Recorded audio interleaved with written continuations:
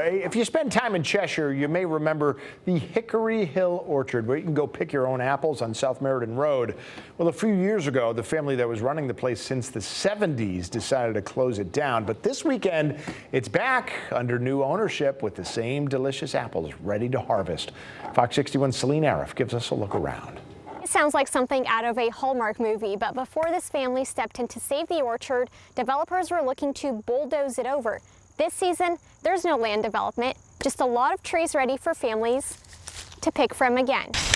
If it's true what they say about an apple a day keeping doctors away, this might be the healthiest place in Cheshire. Thousands of apples, all grown by one family. And it had been about 3 years since the trees had been tended to, and so we knew there was a lot of work. David Esposito says it was more work than they ever realized. Every single tree that you see, all 1,800 of them, had to be individually pruned and devined and sprayed. His wife Suzanne Jago and stepson Tim Fitzgerald aren't your typical farming family. Esposito is a practicing vascular surgeon in Milford. His wife's a retired teacher, and Fitzgerald was a paramedic before this. I never worked on a farm. I never even thought about working on a farm.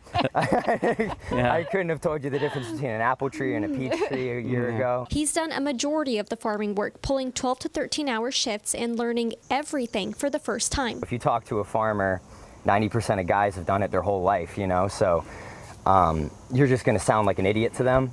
But it is what it is. You have to just, you just have to ask people dumb questions. Just like this family fell in love with the land, they can't wait for other families to love it too. They're starting off this weekend with 4 types of apples, but they have about 27 varieties. And once more trees are ready, people will have more options to pick from. So when people arrive, they can pay for a bag to pick their own apples, and we have wagons that they can draw behind them. They also have a country market stocked with souvenirs and gifts, and their niece will be selling baked goods and cider from her bakery in Milford. They want to expand even more as time goes on, but for now, they're just happy to reopen for families to connect with each other and connect with their local food chains. Farmers are important to Connecticut, you know, and we have to do everything we can to kind of save places like this. And the fun kicks off on Saturday, September 6th from 9 a.m. to 5 p.m. The best way to stay updated with their new apple varieties is by following them on social media, which we will have a link to on our website. In Cheshire, Celine Arif, Fox 61.